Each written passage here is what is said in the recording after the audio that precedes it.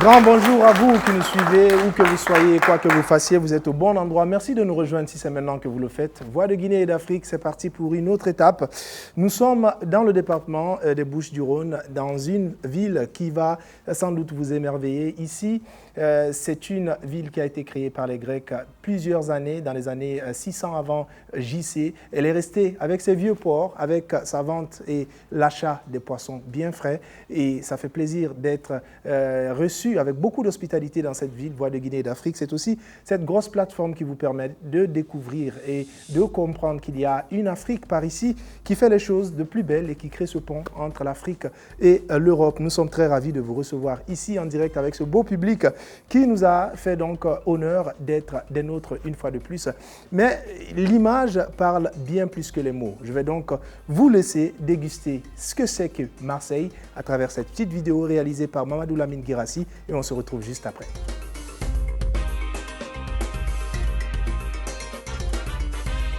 Bienvenue à Marseille, précisément au palais Longchamp et le parc Longchamp. C'est un palais qui appartient à la mairie aujourd'hui et où derrière on a un parc. Et ce palais, c'était pour les descendances marseillaises. Et au début, c'était là où le roi il a la fontaine qu'on voit ici aujourd'hui. C'est une fontaine qui vient des Hautes-Alpes. C'est vraiment l'eau des Hautes-Alpes qui descend ici. Et à ma droite, c'est que vous avez le musée du Palais Longchamp, où il y a pas mal en fait des anciens animaux, mais aussi des dinosaures d'ailleurs, qui se trouvent dans ce palais-là, qui est aujourd'hui transformé en musée. Et derrière, on a le parc Longchamp, où il y a pas mal d'activités culturelles, événementielles qui arrivent. Donc c'est ce qui est aujourd'hui le palais de Marseille. Là, on est au vieux port de Marseille, c'est l'un des plus vieux ports de la France et où il y avait pas mal de Grecs qui descendaient avec des bateaux. C'est une histoire très riche et aujourd'hui on voit des bateaux, il y a le Frioul qui est juste de l'autre côté où il y avait l'ancienne prison des prisonniers de Marseille, de l'autre ville. Et aujourd'hui, c'est bien aménagé, il y a des visites touristiques. C'est tout le monde qui vient nous voir ici, dans cette ville. Et ce qui fait d'ailleurs en fait sa beauté. Et les visiter par des milliers de personnes tous les ans, surtout quand c'est l'été. Notre-Dame de la Garde, qui est le monument emblématique en fait, de Marseille. Et comme je disais tout à l'heure, sur le vieux port, les navires ils prennent là-bas les ferries. Et de vieux port, ils vont directement en fait, au Frioul, où il y avait des anciennes prisons des colons. Et aujourd'hui qui est devenu un site de visite où les gens y partent pour visiter. D'ailleurs, pour ceux qui ont regardé un peu Monte Cristo, il a été tourné ici. Et là, on est sur l'une des meilleures villes de Marseille. Tout l'ensemble de Marseille, et vraiment les 16 arrondissements de Marseille, on le voit tout au long d'ici. Quand on vient jusque-là, c'est que c'est l'une des meilleures villes de Marseille. Et on ne peut que profiter de cette belle vie qui n'est nulle part ailleurs à part ici. Bienvenue à Marseille. Bienvenue au stade Vélodrome, l'un des plus grands stades où l'ambiance résonne tous les soirs quand c'est le samedi. Et c'est l'un des clubs phares du championnat français et l'un des premiers clubs à avoir la Ligue des Champions. Et c'est très grand, ça fait 80 000 places. Et il est énorme, il faut juste vivre l'ambiance qui est ici quand vous serez là et quand c'est un samedi et que l'OM est en feu. Bienvenue au stade Vélodrome, Marseille bébé. Voilà, vous l'avez compris, nous vous avons trouvé un bout de Marseille à travers cette vidéo que vous avez sans doute regardée avec beaucoup de plaisir. L'objectif, c'est cela aussi, vous permettre de découvrir ces villes, puisqu'on sait qu'il y a beaucoup de gens qui vivent en France, mais qui ne se sont pas encore donné la peine de venir découvrir la France en province. Voix de Guinée et d'Afrique a cet objectif aussi, vous permettre de vivre, de sentir, de ressentir et de comprendre ce qui se passe par ici. La France, ce n'est pas que Paris, c'est aussi Marseille, et vous l'avez compris. À présent, nous allons rentrer dans le vif du sujet, puisque vous le savez, ici, c'est beaucoup de discussions, des histoires inspirantes à partager avec vous, à travers des personnes, des personnalités qui posent des actions fortes, des actions qui ne se contentent pas que de résonner ici en Europe, mais qui font vibrer de façon très positive notre très cher continent africain. Ces hommes et femmes seront avec nous sur ce plateau. Tout de suite et maintenant, je m'en vais décliner l'identité d'une femme que j'ai connue dans des circonstances très particulières, mais aussi qui avait une passion qui nous liait, elle et moi.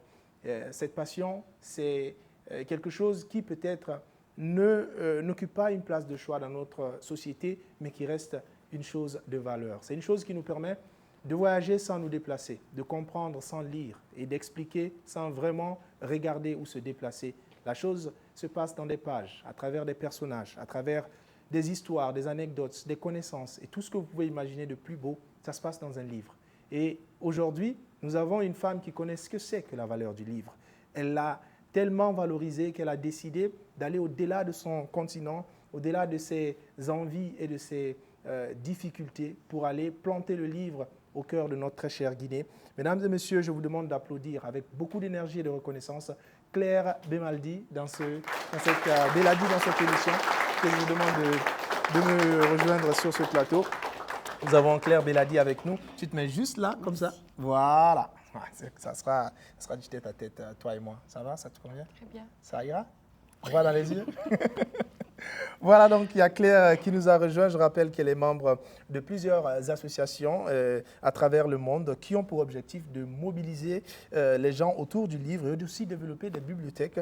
En Guinée déjà, elle en a fait ses preuves, elle continue à en faire. Elle va beaucoup mieux nous en parler tout à l'heure. Mais bien avant de continuer avec Claire, nous recevons un autre monsieur. Il s'appelle Gilles Aspinas, il est adjoint à la mairie des 1er et 7e arrondissements. Lui aussi qui, à travers sa passion, arrive à créer une société forte qui n'a ni couleur, ni religion, ni perception particulière des choses. Il a juste envie de vivre. C'est un humain qui tient la main des autres humains afin qu'ensemble nous puissions construire un monde meilleur, mesdames et messieurs. Je vous demande d'applaudir Monsieur Gilles Aspinas sur ce plateau de Voix de Guinée et d'Afrique ici à Marseille. Il est avec nous. Bonjour Monsieur Aspinas. Bonjour. Plaisir de vous recevoir sur ce Merci. plateau. On va faire honneur aux femmes. Oui, vous êtes d'accord? Tout à fait, surtout que ce que j'ai entendu que vous faisiez est très important. C'est énorme. Donc, en plus du respect de toute la féminité, nous respectons aussi ce que vous faites. Merci. Alors, est-ce que vous pouvez vous présenter à nos millions de téléspectateurs? Qui êtes-vous concrètement et que faites-vous? Alors, à l'origine, je suis bibliothécaire maintenant à la retraite. Et depuis de nombreuses années, j'ai eu la chance en fait de faire la connaissance d'Africains. Et j'ai été chargée de réhabiliter plusieurs bibliothèques africaines, donc notamment au Tchad, aux Comores, aux îles Comores, au Togo. Et depuis 2018, donc, j'ai découvert le réseau des bibliothèques guinéennes qui sont malheureusement en souffrance. Donc, à la suite d'un appel d'un responsable du ministère de la Culture, le COBIAC, enfin, dont je fais partie, a été sollicité pour réhabiliter, pour accompagner les professionnels du livre qui étaient désespérés et en souffrance, je dirais, par rapport à la qualité des livres qui étaient proposés et par rapport à des objectifs en fait, des objectifs à mener professionnels, on va dire. Et c'est quoi concrètement ces objectifs? Alors, les objectifs principaux, c'est vraiment permettre à tous, mais surtout les petits, j'ai trouvé qu'en Guinée, les tout-petits manquaient absolument de livres. J'ai trouvé que le livre était rare, surtout dans les zones rurales. Je ne parle pas de Conakry, mais dans les zones rurales, le livre est manquant. Et en fait, on donne à lire. J'ai constaté, c'est un constat, mais vous pouvez peut-être me contredire. J'ai constaté qu'on donnait à lire aux gens, aux jeunes qui savaient déjà lire. Donc, je me bats depuis 2018 pour apporter des livres pour les tout-petits de façon à augmenter leur capacité, leur compétence, leur capacité à lire, à comprendre le monde et à réussir dans la vie par leur réussite scolaire. Aujourd'hui, vous faites déjà de belles choses. À vous entendre, on vous envie parce que vous avez une mission si noble. Mais qu'est-ce qui pourrait vous permettre de mieux atteindre ces objectifs? Qu'est-ce qui vous manquerait aujourd'hui? Alors, si je vous dis ce qui me manque aujourd'hui, bien sûr, ce sont des moyens financiers. Okay. Ça, c'est clair. On a la chance d'être accompagné par des professionnels du livre de Guinée. Mais à l'heure actuelle, au jour d'aujourd'hui, je recherche désespérément un transporteur ou un mécène qui pourrait nous aider à acheminer environ 3000 ouvrages de qualité africains des livres vraiment qui correspondent à des besoins locaux jusqu'à Conakry. Je recherche ça. Vous pouvez obtenir les livres, mais vous n'avez pas forcément le financement qu'il faut pour canaliser ces livres vers Conakry. On a les ouvrages, mais il nous manque un transporteur, en fait, le moyen de transport à meilleur prix, à bon prix. D'accord. Voilà, on va y revenir. Est-ce que vous pouvez applaudir Madame Claire Deladi? Nous allons nous tourner aussi vers notre cher ami, Monsieur Gilles Aspinas, qui aussi nous a honoré de sa présence aujourd'hui, malgré son calendrier plutôt chargé. Alors, qu'est-ce que vous faites concrètement à la mairie, étant adjoint? Alors, je suis adjoint à la mairie du 1-7.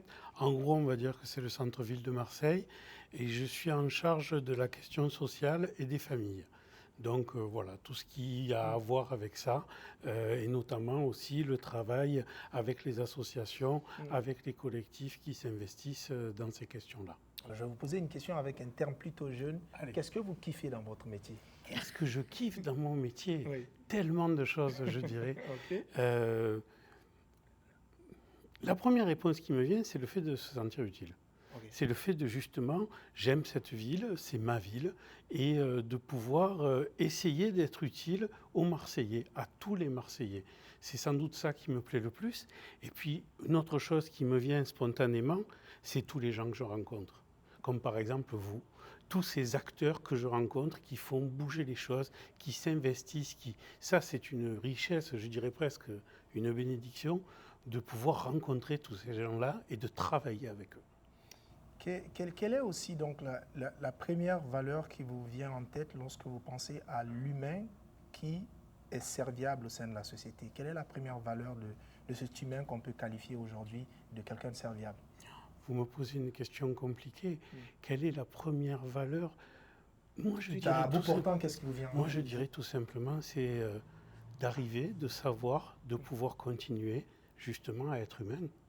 Et peut-être que dans notre époque, peut-être que trop de gens n'y arrivent plus ou oublient que le premier devoir d'un être humain, c'est d'être humain. Et justement, comment l'être mieux qu'en connexion avec les autres? Et puis on est à Marseille. Marseille, c'est le carrefour du monde. Tout le monde vient à Marseille. Marseille est peuplé de... Marseille, c'est même pas une ville, c'est un croisement d'horizons. Donc, si on oublie l'humanité dans cette ville, je ne vois pas où est-ce qu'on peut s'en rappeler dans le monde. Il y a Michel qui m'a appris une expression aujourd'hui. Il dit qu'à Marseille, on dit « c'est Marseille, baby ». C'est ça? C'est Marseille, baby.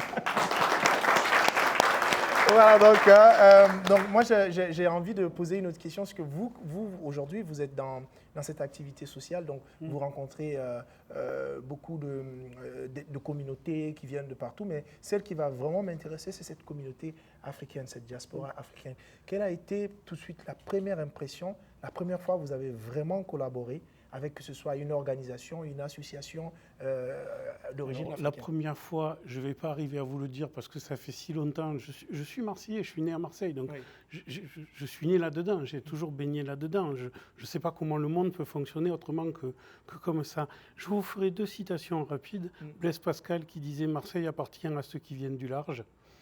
Et un autre écrivain marseillais qui disait « On est Marseillais à partir du moment où on a posé le pied sur le quai du port ». Et je pense que ça résume bien notre ville. Je ne sais pas si j'ai répondu à votre question, mais je suis comme la plupart des gens à Marseille, né là-dedans. Je ne saurais pas vous dire quelle est la première fois où j'ai pu rencontrer ça. Voilà. Et puis quand je vois par exemple des Marseillaises qui s'investissent dans des bibliothèques en Afrique, et puis j'espère vice-versa, parce qu'il y a une littérature africaine, ça serait bien qu'elle passe la Méditerranée et qu'on puisse un peu plus la lire.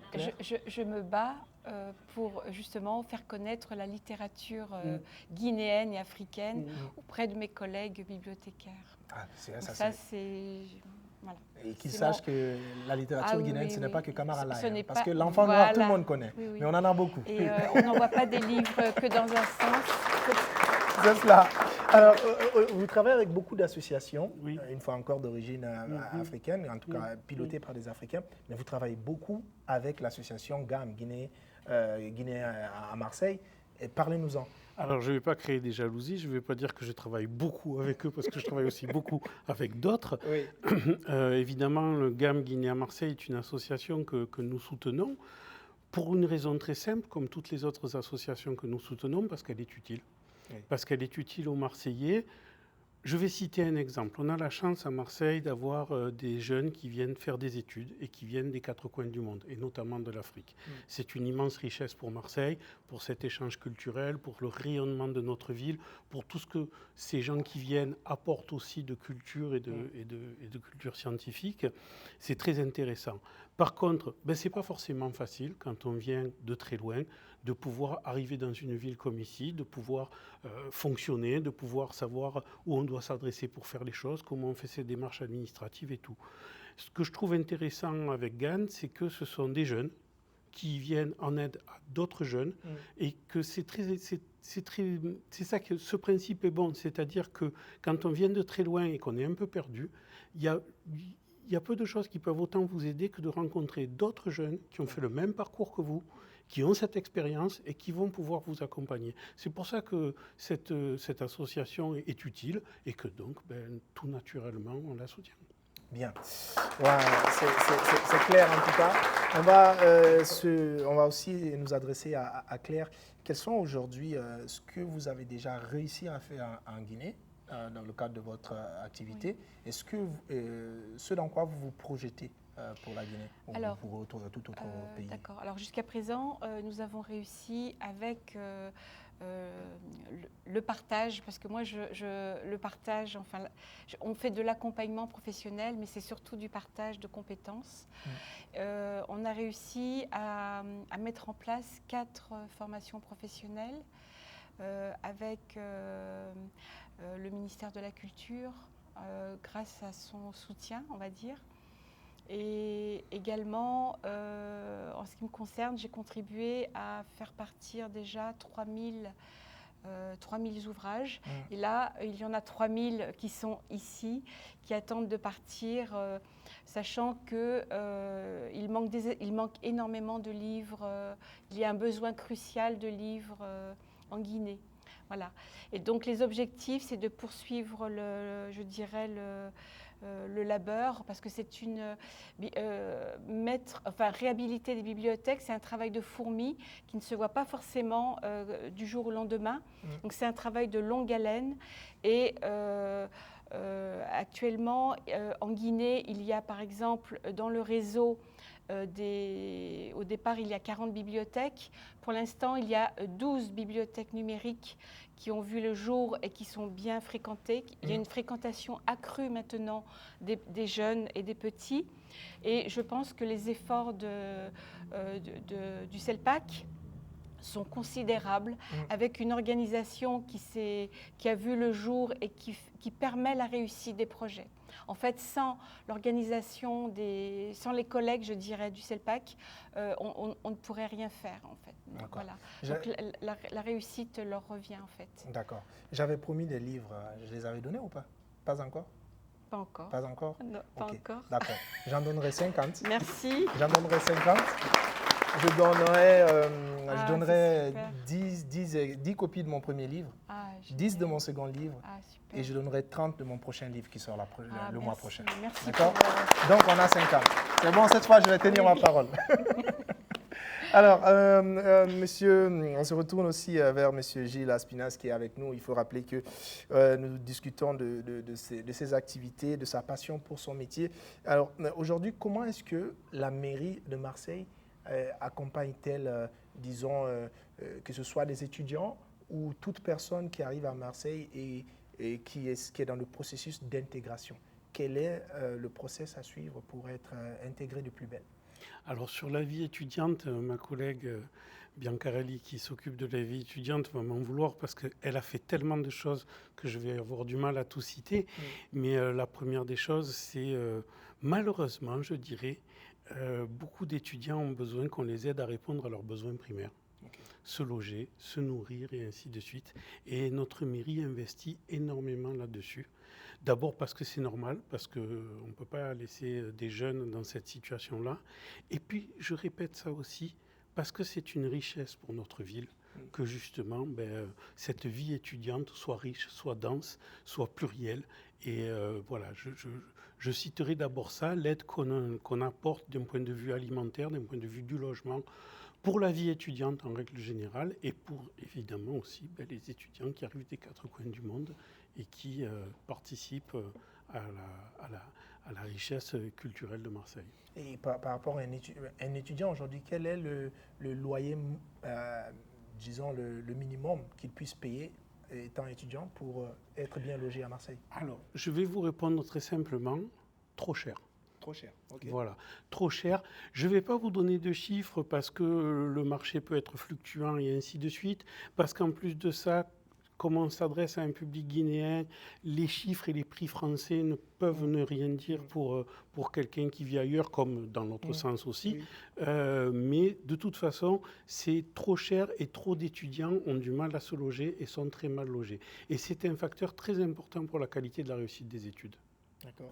Et aujourd'hui, qu'est-ce que la mairie fait dans ce sens, peut-être pour améliorer ces... On a des aides financières claires, par exemple, en direction des œuvres sociales universitaires, en direction de la prise en charge de repas que nous distribuons ou de repas que nous servons gratuitement.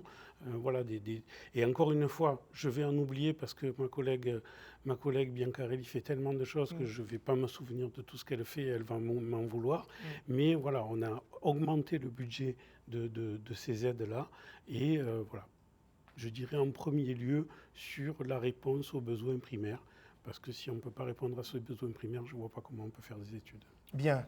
Merci à vous qui nous rejoignez ici, c'est maintenant que vous le faites. Voix de Guinée et d'Afrique, nous sommes à Marseille, comme vous pouvez le remarquer, avec un public plutôt joyeux que positif aussi.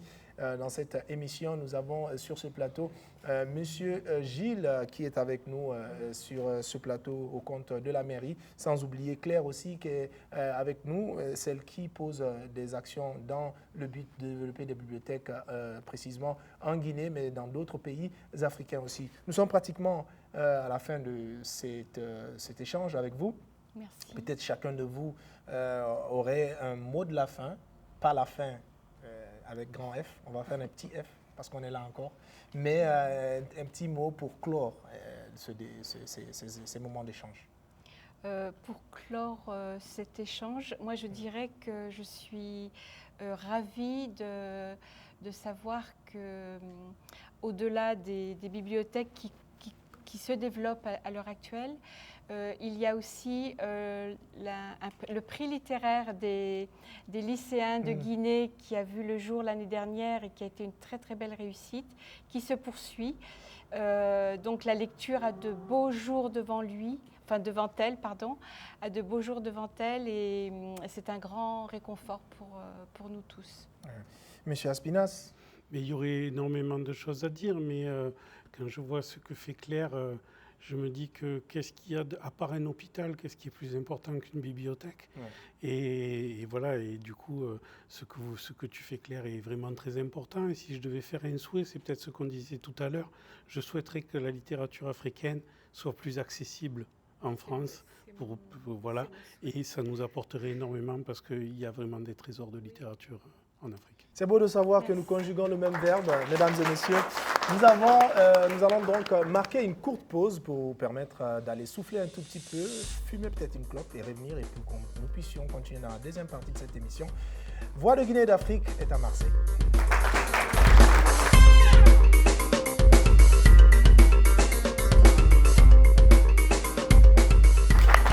Nous sommes restés dans le département des Bouches-du-Rhône, nous sommes restés à Marseille, nous sommes restés dans la ville des Vieux-Ports. Pour votre grand plaisir, mesdames et messieurs, merci de nous rejoindre si c'est maintenant que vous le faites. Bienvenue dans cette seconde partie de Voix de Guinée et d'Afrique. Nous sommes avec tout ce beau public. La première partie était bourrée de connaissances, d'informations, mais aussi de brillantes personnes qui ont partagé avec nous leur passion pour l'Afrique à travers la lecture, mais aussi à travers l'humanisme dont a fait preuve notre très cher ami, Monsieur Gilles Aspinas, mais aussi Claire Beladi qui était avec nous dans cette première partie. Nous continuons dans la même lancée avec d'autres Africains qui, eux aussi, à travers leur passion, arrivent à valoriser le continent, ici, du côté de la France, plus précisément à Marseille. Il vient du Comore, mais il se dit qu'il est le plus guinéen des Comoriens. Il a fait ses études en Guinée. Il a décidé, et oui, disons, il a osé franchir le pas de l'artistique, de la créativité, à travers la comédie, à travers le théâtre, mais aussi l'écriture. Tout a commencé avec quelques vers griffonnés sur du papier pour de l'expression poétique. Aujourd'hui, il se dit qu'il peut aller bien au-delà. Et on a trouvé que c'était nécessaire d'avoir ce passionné sur ce plateau pour votre grand plaisir. Il va nous raconter son histoire, mesdames et messieurs. Nous recevons sur ce plateau Kamar Eddine Ben Abdallah pour votre grand plaisir et surtout sous vos applaudissements pour l'accompagner jusqu'à nos côtés. Notre ami est avec nous aujourd'hui. Ça va? Et vous, ça va? J'ai failli dire Eric Cantona. C'est pas un souci. Ah, c'est bon? Ça ira? Oui. Ah, ok, oui. d'accord, c'est bon. Voilà, donc on va parler, on va discuter avec lui, on va échanger avec lui tout à l'heure. Mais avant de continuer ou d'ouvrir ce moment d'échange, nous allons recevoir un autre compatriote guinéen. Il a osé faire ce que certaines personnes ou certaines idées reçues de chez nous considèrent comme le métier des femmes, la couture. Chez nous, c'est très mal vu qu'un homme décide de couper des bouts de tissu pour en confectionner des tenues, pour en ressortir des costumes qui pourraient rendre des personnes bien parées dans des festivités ou dans des événements. Et c'est pour cela d'ailleurs que j'ai trouvé son profil plutôt intéressant, puisque j'aime bien ceux qui osent franchir les obstacles, aller au-delà des idées reçues, aller au-delà des jugements, des regards des autres, parce qu'ils ont envie d'être eux-mêmes de la façon la plus belle. Mesdames et messieurs, nous avons sur ce plateau aussi le plaisir de recevoir Monsieur Fodé Habib Koumbassa, que je vous demande d'applaudir. Je rappelle que M. Koumbassa est couturier, donc c'est une forme d'entrepreneuriat, c'est clair. Bonjour. Bonjour. Ça va? Oui, ça va. En forme? Ah, super fort. Je pourrais répartir mieux paré que ça? Bien sûr. C'est possible? Évidemment. Tu pourrais faire des mesures à vue d'œil? À vue d'œil, oui. Et une fois que vous me dites quelle taille vous portez. Je fais 1m80. 1m80 Ouais. et quelle taille à partie M? Je prends du XL. XL? Oui. D'accord. Donc, chemise va sortir de là. Exactement. Ok, d'accord. Ah, c'est la meilleure façon de commander ça. Voilà, donc nous allons nous adresser à toi directement, parce que comme je l'ai dit, moi j'ai très vite pris plaisir à découvrir ton profil. Aujourd'hui, tu es couturier et tu t'es pas contenté d'être couturier chez toi. Tu es couturier ici à Marseille, au point que tu as ce grand privilège d'habiller l'une des meilleures associations de cette ville, qui est l'association Guinée à Marseille. Et parle-nous de comment est-ce que tout a commencé. Alors moi, bien avant, j'ai appris la couture en Guinée, auprès de mon père. Ok. Ça- Papa était couturier. Exactement. Super. Il a été couturier durant toute sa vie et d'autres activités à côté aussi. Et je suis grandi dedans. Et quand j'étais en Guinée, donc j'étais à l'école aussi. Après l'école, je rejoignais mon père à l'atelier pour travailler la couture. Et c'est là, durant toute l'année passée, être avec mon père et tout le temps être à côté de lui. Et la couture, j'ai embranché la couture. Et du coup, au lieu de continuer les études, la couture a pris l'ampleur sur moi. C'était le destin de ma vie. Sinon, au début, je voulais faire les études pour être un banquier. D'accord. Voilà, c'est ce que je souhaitais avant. Et du coup... Et aujourd'hui, tu habilles les banquiers. Voilà, exactement. Tout à fait. C'est beaucoup mieux. Hein? Voilà. Au moins, ce qui est sûr, on dit que c'est difficile de voir de l'argent d'un banquier, mais quand il s'agit de le mettre dans son 31, il est prêt toujours à payer. Bien sûr. Donc toi, tu vas voir l'argent des banquiers. Ça, c'est sûr. Évidemment. Exactement. Et j'ai pu voyager en 2016. Je suis venu ici en Europe. Oui. Et après, en venant ici, il faut faire un métier. Oui. Parce que quand on vient en Europe, ce n'est pas du tout facile. Étant un étranger, il n'y avait pas de papier. Il faut chercher le papier. Il faut chercher comment rester ici en Europe. Si vous êtes venu vraiment, il faut aussi s'intégrer. C'est le plus important aussi. Et du coup, il faut faire un métier. J'ai du coup choisi la couture, vu que c'est le métier que je connaissais depuis très longtemps. Et je n'ai pas cherché à faire d'autres métiers à côté. Et du coup, j'ai choisi la branche couture. Du coup, je suis allé à l'école de couture, ici à Marseille. Et j'ai fait 2 ans de formation. Et j'ai fait une formation initiale. Et du coup, pendant 2 ans, j'allais à l'école de couture. Et je faisais à côté les stages dans les petites entreprises qui m'a permis aussi de découvrir plus de couture moderne. Oui. Et parce qu'avant, je connaissais que côté africain. Et ça m'a encore permis, pendant les stages, de découvrir le côté couture européen. Et du coup, ça a encore mélangé 2 expériences, l'expérience africaine et l'expérience européenne. Et du coup, j'arrivais à accumuler les 2 en même temps, je m'adaptais et je trouvais que j'étais un peu plus fort. Et puis voilà.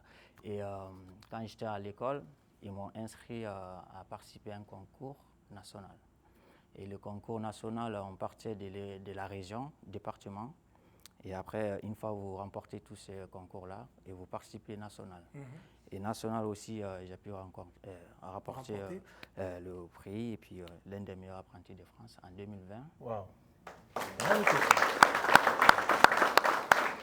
Et j'aimerais que tu utilises la phrase « un jour je » et tu nous cites la célébrité que tu habillerais. Pour qu'on garde ça et un jour, si tu le réussis, on sortira cet extrait pour dire un jour il avait dit. Donc ça sera un jour j'habillerai et tu cites la célébrité. De qui je veux. Qui tu veux. La plus grande célébrité aujourd'hui n'est pas de limite. Hein. Va dans ton rêve le plus fou. Oui. Quelle serait la célébrité qui pourrait occuper la place dans ta phrase un jour j'habillerai? D'accord. Et tu formules la phrase. Oui. Ok. Et alors, j'ai beaucoup de célébrités dans ma tête, mais je vais choisir une personne. D'accord. Un jour, j'aimerais bien habiller un président de la République. Que ce soit ici en France, spécifique, et en Guinée aussi. En Afrique. En Afrique en général. Autant dire Emmanuel Macron. Évidemment. Voilà. Mais vu que les mandats passent, on ne sait pas quel président il serait. Okay. C'est pour ça que j'ai dit le président de la République. Mais on garde l'extrait, on attend le jour que tu vas habiller un président de la République, on sortira l'extrait pour dire qu'il l'avait prédit. C'est la loi de l'attraction, hein. Quand on le dit avec conviction, ça vient vers nous. Et on espère que tu l'aies attiré à travers cette phrase-là. On va aussi s'occuper de notre Guinéen comorien, là. Ça va? Ontanara. Ah, tu vois, il connaît, hein. Il ouvre bien le bal avec un bon Ontanara, d'accord. Ça va? Ça va très bien. Dieu merci. Et c'est un grand rêve de me retrouver dans la famille. Et aujourd'hui, vraiment, c'est une grande fête pour nous tous. Le plaisir, il est pour partagé. Pour l'Afrique, pour la Guinée, que j'aime beaucoup, que je continuerai à aimer. Un pays d'hospitalité, de fraternité. Partout où j'ai eu la chance de passer, mais j'ai gardé des empreintes de la Guinée. D'accord. Partout où je suis, je vais toujours porter le drapeau de la Guinée. C'est bien, mais on aurait dû te coller une Guinéenne, ça allait être plus facile. Bon, ça c'est le destin, bon. Ah, tu as essayé? Bon, non, je n'ai pas essayé parce que je suis allé pour une mission spécifique, faire des études. Ah, tu es resté concentré. Donc, je n'ai pas trahi. C'est important. J'ai pas trahi. Elles sont canon, elles perturbent Mais beaucoup. je rêve avec des amis de faire le grand retour en Guinée. Ah, d'accord. Ouais. Ah, le grand retour de notre ami Kamar Eddine Ben Abdallah qui est avec nous sur ce plateau. Tu viens du Comore, comme tu l'as dit, mais aujourd'hui, tu as osé franchir le pas de la création artistique à travers le théâtre, à travers la comédie, à travers l'écriture des poèmes. D'où est venu le déclic, puisque en off, en t'écoutant, on a compris que tu as longtemps hésité d'aller dans ce sens-là. Et une fois, tu arrives aujourd'hui à le faire. Quand est venu le déclic? Bon, lorsque je me suis trouvé ici en République française, où c'est un pays de culture, Ouais. et surtout sur Marseille, où on dit la 5e île de Comores, où je vois des références comme Soprano, comme Salim Hatibou, et je me disais pourquoi pas moi aussi. Et puis après, je savais, j'ai eu la confiance que quand je parle du théâtre, de la culture, les Français vont m'écouter aussi. Mais c'est une longue histoire, mais je ne peux pas m'en passer sans parler de la Guinée, parce qu'en Guinée, j'ai pris l'animation culturelle, on m'a fait comprendre que la culture, c'est une bonne formation, et de là-bas aussi, la Guinée, c'est un pays de la culture. Hein. Bien sûr. Aussi, moi, là, en regardant les gens qui ont porté les t-shirts de l'association, je vois le symbole de la masque Nimba, que je connais beaucoup, que j'ai appris là-bas. Donc, ça me rappelle aussi qu'à partir de la Guinée, je me disais qu'il faut qu'un jour, je me lance dans ce métier. Donc, aujourd'hui, là, j'ai dit pourquoi pas aller de l'avant. Tu m'as aussi parlé de ta pièce théâtrale hein, qui porte un message fort, qui est le message qui raconte l'histoire de l'immigration, du sans-papier qui est quand même dans son canapé-lit et qui bouffe son temps à travers des longues heures devant une télévision, parfois sans rien comprendre. Parle-nous un peu de cette pièce théâtrale. Oui, effectivement, je suis auteur-interprète d'une pièce théâtrale intitulée « Moi sans papier dans le canapé ». C'est un sujet qui nous touche à tous, que ce soit blanc, que ce soit noir, parce qu'on est tous bergers aussi. Oui, et ça parle d'un étranger dans un pays, ça parle d'un étranger hébergé, ça parle d'un sans-papier dans un nouveau pays. Donc, pour moi, il y a à la fois des injustices, de la discrimination, du racisme, mais aussi à la solidarité. C'est un sujet qui parle un peu de tout. Donc, de ma nature, je suis un peu syndicaliste, activiste. Je suis dans un quartier du 3e arrondissement où on a créé des collectifs qui se mobilisent pour manifester. Et pourquoi pas essayer ça sur scène. Donc, je me disais, il faut que je dénonce, il faut que je parle de ça. Alors, Kamar, dis-moi, est-ce que cette pièce est, comme souvent on le dit, une sorte de miroir pour l'artiste que tu es? Parce que nombreux sont des artistes qui créent des œuvres qui sont une sorte de leur histoire. Est-ce que c'est du vécu? Est-ce que tu as été à un moment donné, toi, sans papier, dans un canapé? Effectivement, mais pas forcément moi. Moi, je n'aime pas fixer les yeux sur moi-même. Je me sens toujours sensible partout où il y a l'injustice. Donc, c'est une cause commune que je suis en train de voir. Mais effectivement, moi, ça me concerne, vous aussi, un peu du tout, parce qu'à la fois, on est des étrangers, à la fois, on est hébergés, que ce soit 2 jours, 3 jours dans un autre lieu. Et, on est victime d'une injustice, le racisme, un peu du tout. Donc, on est tous là-dedans. Oui. Donc, voilà. D'accord. Donc, c'est tout ce que tu racontes. Et aujourd'hui, comment est-ce que se comporte cette pièce-là? Est-ce qu'elle tourne? Quels sont les retours du public qu'il a déjà vu sur scène? Un bon retour. Okay. Et je suis fier. C'est un bon retour, c'est un bon texte, bien rédigé, bien conçu, qui parle d'une réalité qui est d'actualité. Et on a eu des dates l'année passée et cette année, je vous invite de prendre part ici au Théâtre de la Mer le 10, 11, 12 du mois de septembre. De septembre. On va jouer là-bas aussi et espérons bien le Tour de France et même aller en Guinée, dire que voilà, votre enfant est de retour aussi. Bien, c'est super. En tout cas, nous te souhaitons une très bonne chance avec cette pièce théâtrale. Nous allons aussi nous tourner vers notre ami qui est couturier. Et tu t'es pas contenté de rester, parce que le couturier, c'est celui qui manipule le textile, le conçoit après avoir obtenu un travail préalable d'un styliste ou d'un créateur de mode. Mais il me semble que tu te permets parfois de jouer les deux rôles. Tu es le créateur de mode, tu dessines et ensuite tu te permets de confectionner ce que tu as dessiné. Est-ce qu'à un moment donné, tu t'es pas senti être en train de te mélanger les pinceaux? Non, parce que je me suis dit peut-être pourquoi pas faire les deux, parce que moi, de base, j'étais déjà tailleur, de base, et j'étais parti des tailleurs, et quand j'ai fait l'école de la mode ici, et automatiquement, on se retrouve modéliste en même temps, styliste en même temps, parce qu'on apprend à dessiner et on apprend à connaître les différentes matières qu'on utilise dans les vêtements. Et cela nous permet d'être à tout ça. Donc moi, je me suis dit d'être dans toutes ces différentes parties-là, dans tout ce qui concerne de la modélisme, de couture en gros. Et ça a des avantages. Ça a des avantages parce que, en fait, après, si mon entreprise devient grande, et cela nous m'oblige de prendre les stylistes, des modélistes pour gagner du temps et pour ne pas que tout soit fait par moi-même. Voilà. Okay. Mais de début, il faut que moi je connais tout et comme ça je peux contrôler sur tous ces acteurs-là. Et quel est aujourd'hui le visage de la mode africaine qui t'inspire ou qui à un moment donné t'a inspiré? Aujourd'hui, beaucoup sur le Nigeria qui m'inspire beaucoup.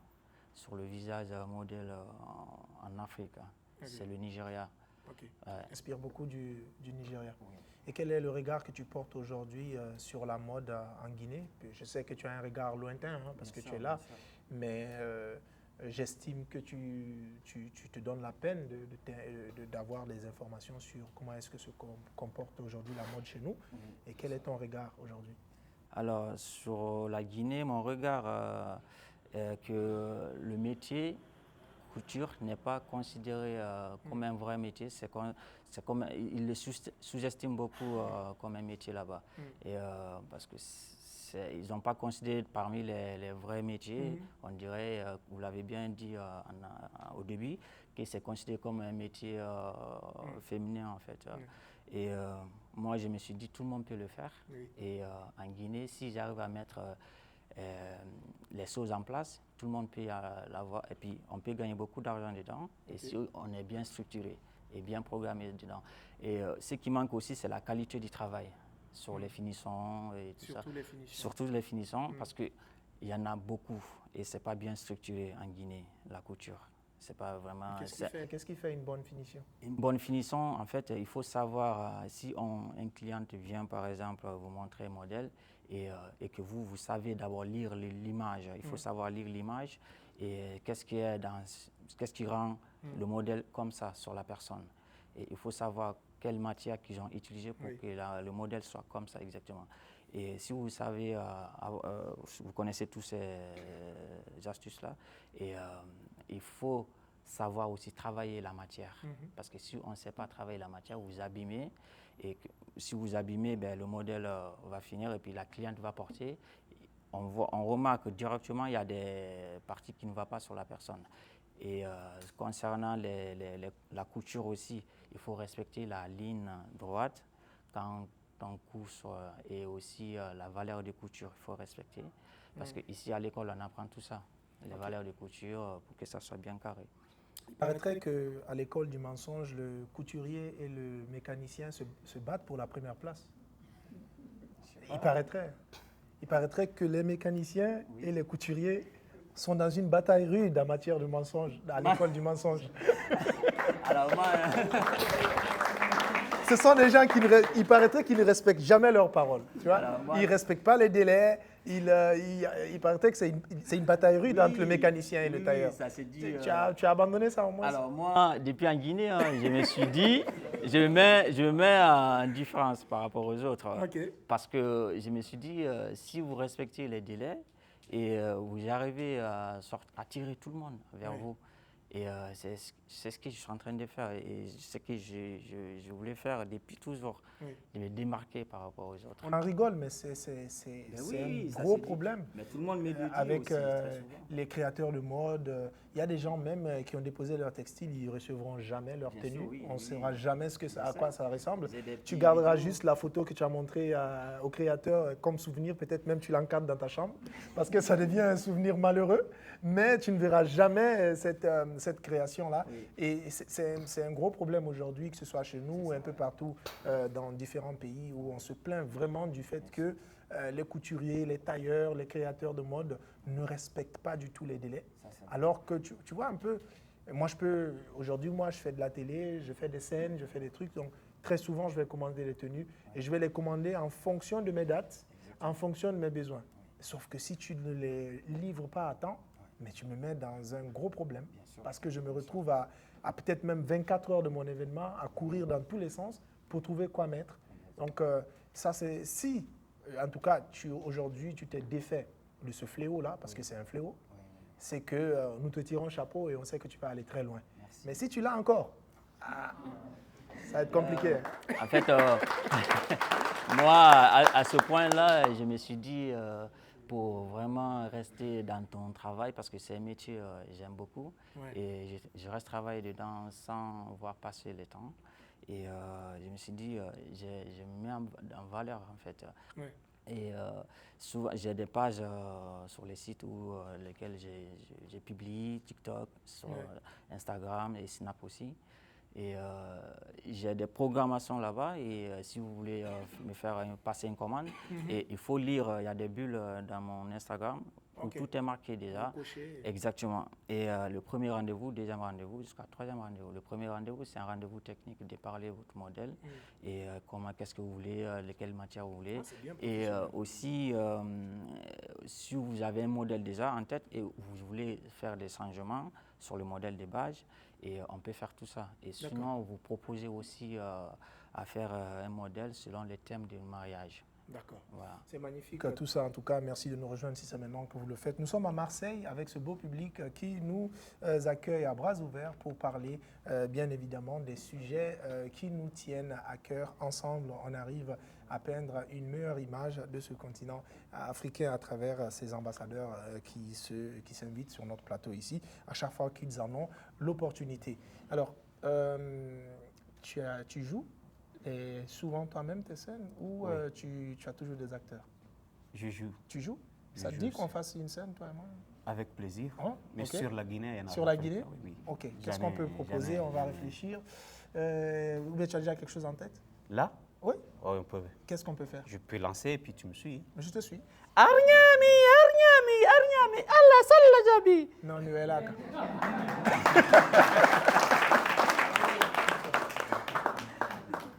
Je vais dire pourquoi j'ai proposé ça déjà, parce que dans ma tête, la Guinée, c'est l'un des pays les plus hospitaliers au monde. Ouais. C'est vrai. Et je pense, en venant, parce qu'au début, j'ai commencé à Gamal Abdel Nasser, en venant de l'école, dans notre concession, il y a les mamans, parce que j'ai toujours été avec... bon, c'est une coïncidence, mais moi, j'aime toujours que le soussou, que le malinqué, que le pel. Mais j'étais toujours avec le pel dans la même concession. Donc, les mamans, elles sont là en train de manger. Dès qu'ils voient Kamar, Arnyami. Pour ceux qui ne savent pas, Arnyami, ça veut dire viens manger. Voilà, comme il a dit, c'est la langue Peul. Ça veut dire viens manger. Et souvent, tu mangeais ou tu faisais genre tu veux pas? Moi, je mange tout. Hein. Ah, tu manges tout? Ah oui, je mange tout. Ah, ok, d'accord. Parce que souvent, on dit les invités, ce sont eux dont ils voient déjà son hôte venir avec une assiette, mais il regarde par là. Et puis après, il sera le premier à finir son assiette. Ouais. En tout cas, c'était un réel plaisir de vous avoir sur ce plateau, les gars. Bon courage. On espère vous retrouver au plus haut sommet, chacun de vous de façon respective dans son domaine de compétences. Toi, dans le théâtre, dans la comédie, dans la création ou dans toute autre forme d'innovation. Toi, dans la couture, dans la mode. On espère que le prochain, en tout cas, le président de la République sera habillé, hein, ou bien peut-être la présidente de la République, on ne sait pas, on ne va pas exclure les femmes. En tout cas, merci beaucoup d'avoir été des nôtres.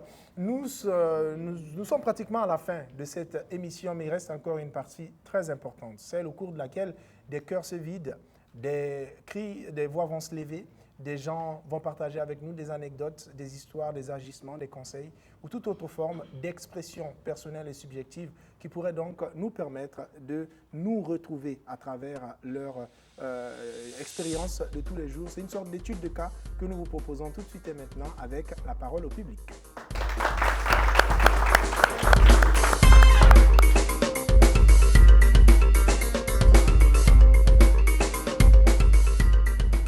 Bonjour à toutes et à tous, moi c'est Moussa Kamara, président fondateur de l'association Guinée à Marseille. Merci au groupe d'Infomédia aujourd'hui de nous faire l'honneur et de nous faire part de l'émission phare qui est tournée aujourd'hui un peu partout en Europe et de nous signifier leur présence ici à Marseille. C'est un grand plaisir de vous accueillir ici. Et nous avons aussi l'occasion de nous exprimer sur les actions de notre association. Et sur ce, je commencerai d'abord à présenter le bureau de l'association. À ma droite, il y a Modi Hadi Bari qui est là, qui est l'ancien trésorier de l'association Guinée à Marseille. Et il y a Boubacar Diallo qui est l'ancien vice-président. Et Aïcha qui est notre chargée de communication sur TikTok. Et derrière moi, il y a Bogi Kandé, connu sur les réseaux sociaux, c'est Yatara. Et lui, c'est notre chargé de communication sur les réseaux Facebook. Et il y a Zili Dilabi qui est à côté, qui est elle, la trésorière de l'association, si j'y arrive. Donc il y a Michel Davo qui est notre secrétaire aussi à l'association, mais qui m'aide beaucoup en fait sur tout ce qui est organisation artistique, logistique, de tout. Et il y a Ibrahim Ba qui est le vice-président de l'association. Il y a Alpha Diallo qui est aussi secrétaire en fait à l'association Guinée à Marseille. Et il y a monsieur Fasciné Touré qui est aussi un bénévole de l'association active et qui nous accompagne beaucoup dans l'organisation des événements de l'association. Donc c'est le bureau administratif de l'association. Et pour ce qui concerne en fait des actions de l'association, ça fait maintenant plusieurs années depuis que l'association a été créée. Il faut savoir que Guinée à Marseille a été créée en 2021. Et par un constat fait par moi-même, et arrivé à Marseille, j'avais constaté qu'on n'avait pas une association représentative qui pouvait représenter des Guinéens, où il n'y avait pas une association des Guinéens qui pouvaient aller discuter, ne serait-ce que rencontrer les Guinéens. Et on a commencé à mettre ça petit à petit, chercher des gens, faire un réseau, et ça a commencé à prendre la forme. Et aujourd'hui, les actions qu'on fait dans l'association sont variées. On a 3 pôles principaux. Premièrement, on a le pôle accompagnement administratif. C'est tout ce qui concerne les démarches administratives pour des mineurs non accompagnés, parce que d'ailleurs, souvent, les gens pensent que en fait, l'association, c'est une association étudiante, mais pas que. C'est une association qui est là pour tous les Guinéens. Mais pas que les Guinéens, mais aussi des Africains, parce qu'on n'accompagne pas que les Guinéens dans l'association. Et sur ce, c'est qu'on a des mineurs non accompagnés qui arrivent à Marseille. Quand ils viennent, c'est que c'est toute une démarche très difficile et compliquée, complexe à faire. Et sur ce, il y a une reconnaissance de minorité aujourd'hui qui est très difficile à faire. Donc on a des démarches à faire au niveau de leurs papiers, extrait de naissance, légalisation des actes de naissance, demande de carte consulaire et de passeport. C'est après avoir fait toutes ces démarches, prise de rendez-vous avec un avocat qui va aussi chercher à avoir un rendez-vous d'audience avec le ZIS et pour avoir une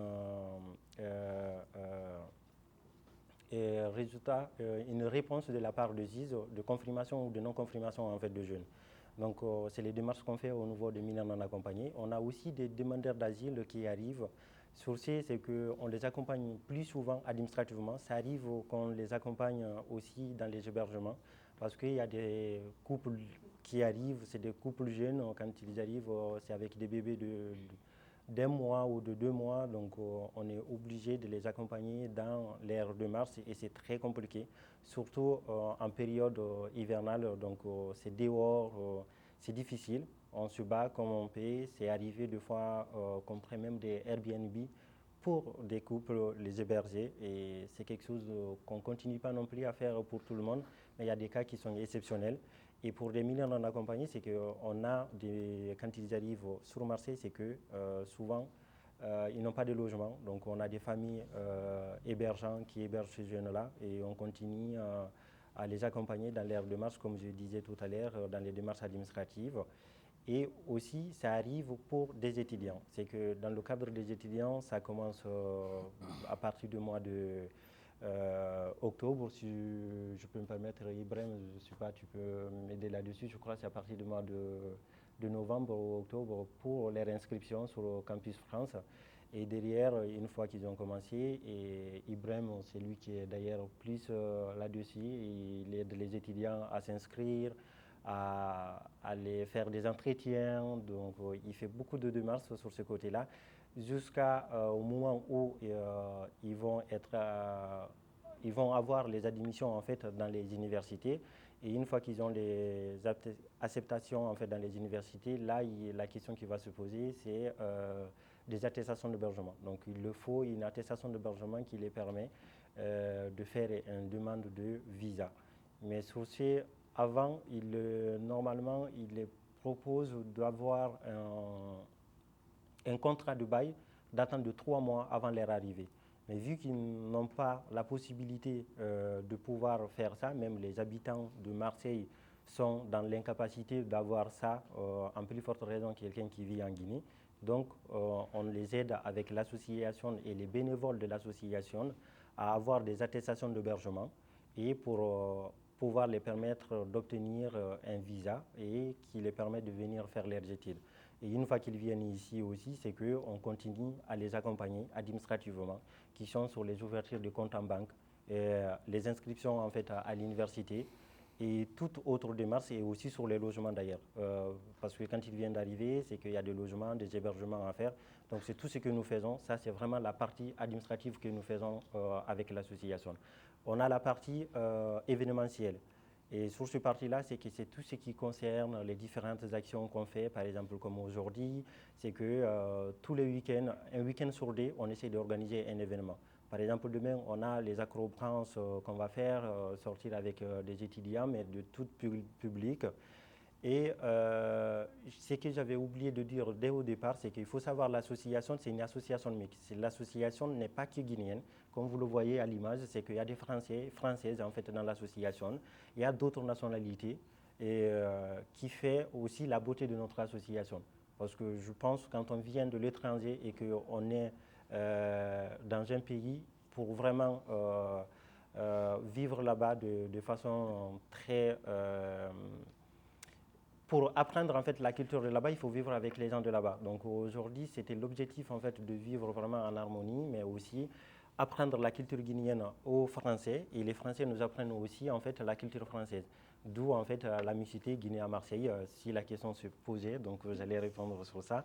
Mais sur les événementiels dont je parlais, c'est qu'on a beaucoup d'activités qu'on organise. Donc on a des sorties cinéma, on a des visites des musées et des tournois de foot et aussi des événements vraiment concerts, festifs et surtout notre événement phare, c'est la fête de la Guinée qu'on organise tous les ans et à cette occasion, c'est mettre vraiment en fait la culture guinéenne en valeur, mais pas que ça, et aussi marseillaise. Et à cette occasion, on invite des artistes internationaux guinéens qui viennent et depuis l'existence en fait de l'association. Donc voilà, c'est les différentes actions, mais ce n'est pas mené par une seule personne.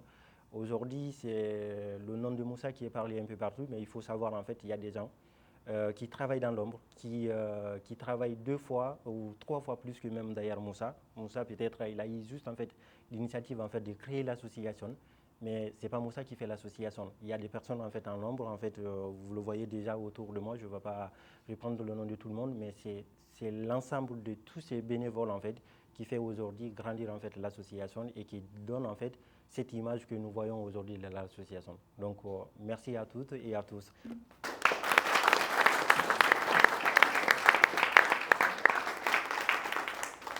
Bonjour, moi c'est Mohamedou Gassimba, je suis un nouveau étudiant qui est arrivé récemment à Marseille. J'ai à peine eu une semaine ici. Qui l'aurait cru, moi, à Marseille, en train de me préparer pour la rentrée qui est pour bientôt. D'ailleurs, même pas moi. Il y a un mois, mon dossier était dans les mains de l'ambassade de la France au Sénégal, en train d'être scripté dans les moindres détails, révélant tout mon parcours scolaire, mes motivations, mon attestation d'hébergement et aussi mes capacités financières. Qui l'aurait cru, moi, quitter mon continent africain pour un autre, pour les études, même pas moi.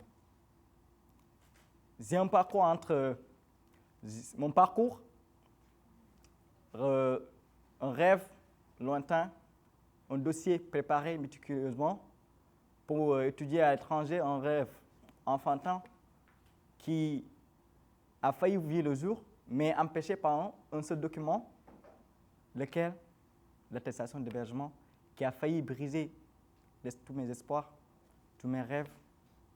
J'étais perdu. À un moment donné, j'ai voulu abandonner tous mes rêves parce que je ne savais plus quoi faire. J'ai essayé, j'ai tenté, je n'ai pas eu de solution. Et là, je fais des recherches, je rencontre une association dans les réseaux sociaux, Guinée à Marseille. Je me dis que c'est une association, bon, vous savez, les associations, comment ils pourront me sortir de cette situation qui est un peu délicate.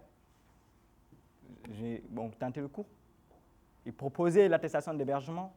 Et voilà, j'essaie, le temps de ma chance. Ça a tardé. Et voilà, un jour, je reçois un message de l'un des administrateurs, que je remercie d'ailleurs, M. Ibrahim Diallo, et M. Ibrahim Abba. Il m'envoie l'attestation. Je me dis, mais donc c'est vrai. Je vais pouvoir déposer mon visa. Je dépose enfin mon visa. J'attends et j'obtiens enfin une réponse. Mais là encore, le stress. Tu ouvres ton passeport, tu ne sais pas quelle a été la décision prise par le consulat. Et là enfin, tu vois le tampon, le fameux tampon qui te permet enfin de poser les pieds en Europe dans la quête d'une vie meilleure. Voilà le travail. Que je ne pourrais pas terminer sans magnifier d'une association qui n'est pas payée, qui n'est pas obligée, qui n'a aucune obligation, mais qui s'est portée parce qu'ils ont passé par là. Ils ont eu un parcours, eux aussi, ils étaient là. Ils ont voulu venir étudier en Europe, mais malheureusement, ça a été compliqué. Ils ont compris qu'il y a un réel problème qui est là. Et ils ont décidé d'aider leurs jeunes petits frères qui sont là-bas, qui veulent venir ici en Europe pour étudier. Ils ont entrepris, entre études, boulot, pression scolaire, ils ont décidé d'ajouter ça à ça, une autre sage. Ils ne sont pas obligés. Et là, ils essaient d'apporter, d'accueillir, d'accompagner administrativement les élèves c'est-à-dire dans le processus d'inscription dans les écoles et tout. Voilà un travail. Ils contribuent au développement de leur pays sans le savoir. Celui qui aide des élèves à se former, plus tard, c'est eux qui vont changer. Et ce que j'ai appris en fait à travers ça, qu'il ne faut jamais abandonner, qu'il faut toujours quoi qu'il en soit, dans n'importe quel problème que tu te trouves, il y a toujours une solution. Il faut se documenter, faire des recherches et ne jamais abandonner et faire des recherches parce que, comme on dit, seul on va vite, ensemble on va plus loin. Voilà le travail vraiment qui doit être magnifié de partout, d'ailleurs même par le gouvernement, parce que eux, par exemple, ce qu'ils peuvent faire, ils ont assuré notre formation jusqu'au baccalauréat. Ils nous ont donné les moyens, ils nous ont donné une formation initiale. Et nous sommes venus ici pour approfondir. Mais malheureusement, ils ne peuvent pas pour nous trouver des logements et tout. C'est compliqué, ils n'ont pas ce pouvoir juridique. Ce qu'ils peuvent, quand même, ils ont beaucoup aidé en permettant aux agences françaises, c'est-à-dire Campus France, de bien être basées dans nos pays d'origine, de nous permettre de réaliser ce vieux rêve. Alors voilà, mesdames et messieurs, je vous remercie. Merci à tous. Bonjour, moi c'est Richard Sandy. Je suis récemment venu à Marseille depuis le 16 août. Bon, je vais juste faire le briefing de mon voyage jusqu'à arriver à Marseille. Quand moi j'avais eu la démission du côté logement, j'avais déjà un parent ici à Marseille qui m'avait aidé pour le logement. Mais du coup, j'avais reçu une attestation de préinscription de la part de Campus France Guinée. Mais sur l'attestation de préinscription, mon centre c'était Marseille Centre. Ici, quand j'avais vu Marseille Centre, je m'étais rendu sur Google faire les recherches. J'ai mis des recherches sur ma demande de visa qui ne collait pas. Du coup, par la grâce de Dieu, j'étais dans l'association des Guinéens en France. Du coup, j'ai eu un coup de main de M. Ibrahim Ba qui m'a beaucoup assisté à me donner des instructions aussi claires. Quand j'ai déposé les instructions aussi claires, et Dieu merci, j'ai eu le visa pour venir en France. Et là, quand je suis venu en France, sur mes démarches administratives à l'université, j'ai eu aussi l'aide de M. Ibrahim Ba. À chaque moment, quand je lui ai posé des questions, elle avait toujours un temps pour moi de répondre afin que je finisse tous mes procédures. Et là, ce qui me plaît beaucoup dans l'association guinéenne, je vois dans l'association guinéenne à Marseille, nous sommes mélangés. Parce que bien avant qu'on vienne ici en France, à Marseille, on nous disait que c'est à Marseille, oui, il y a le côté racisme. Mais je suis venu voir dans l'association, non, c'est du coup pas vraiment un côté raciste parce que nous sommes mélangés par des blancs qui sont parmi nous, des blancs et blanches qui sont parmi nous. Et moi, de mon côté aussi, je ferai de mon mieux aussi assister l'association dans n'importe quel problème qui est là. Merci.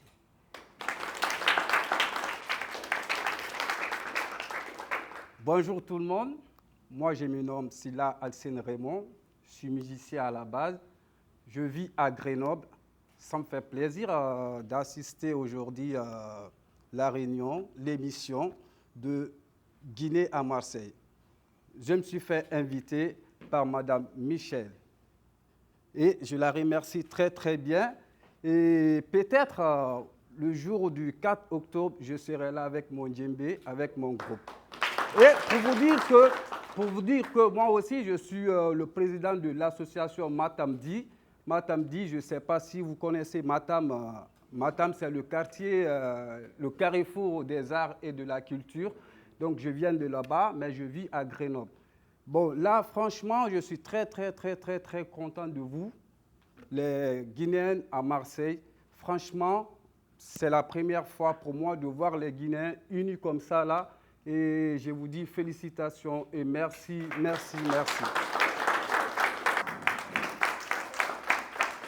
Bonjour, moi c'est Victor Nyuké. Je suis migrant depuis 2023. Bref, je veux m'adresser au gouvernement guinéen parce que, vu la situation actuelle, les ressortissants guinéens qui souffrent concernant le passeport, donc je voudrais un peu m'adresser au gouvernement de la Guinée de vouloir venir en aide les ressortissants guinéens qui vivent en France ou ailleurs, qui ont des problèmes de passeport, de vouloir nous venir en aide. Merci beaucoup. Bonjour à tous, moi c'est Bari Hadja Asiatou et je viens d'arriver à Marseille. J'aimerais donner un conseil aux jeunes Guinéens qui sont en Guinée par rapport à la poursuite de leurs études. Je sais qu'il y a plein de Guinéens qui ont envie de venir en France pour poursuivre leurs études, mais qui se disent que peut-être ils ont des idées, on a des tabous là-bas disant que non, parfois ça peut être possible ou impossible, mais il faut juste avoir du courage. Et parce que moi, de base, c'est un voyage que je ne m'y attendais vraiment pas. J'ai tenté juste parce que la famille mettait la pression et tout. Mais ce n'est pas compliqué. Il suffit juste de trouver les bonnes astuces. Et bon, Et il y a l'association aussi. L'association aussi m'a beaucoup aidé et tout. Donc, vraiment, merci à l'association. Merci de nous soutenir, nous, les nouveaux arrivants qui n'ont pas d'expérience ici. Et merci à toutes ces personnes qui acceptent de nous héberger, parfois gratuitement ou du moins nous héberger. Et merci aussi de nous intégrer. Et on espère...